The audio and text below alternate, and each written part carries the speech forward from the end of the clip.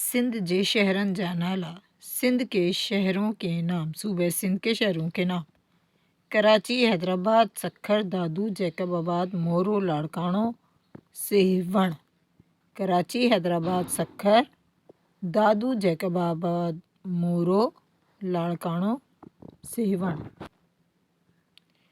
अच्छा, इसी तरह मैंने सिंधी उर्दू में भी करके लिख दिया है। अब कराची है तो कराची सिंधी में ऐसे लिखेंगे, उर्दू में ऐसे।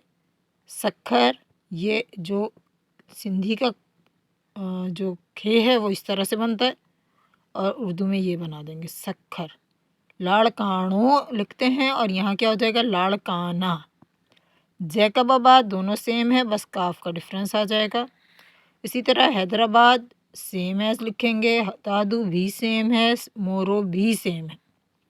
जबकि सेवहन में हे और नून इस तरह से लिखा जाएगा, सेवहन, सेवहन। ठीक है, तो इस तरह सेवहन आएगा।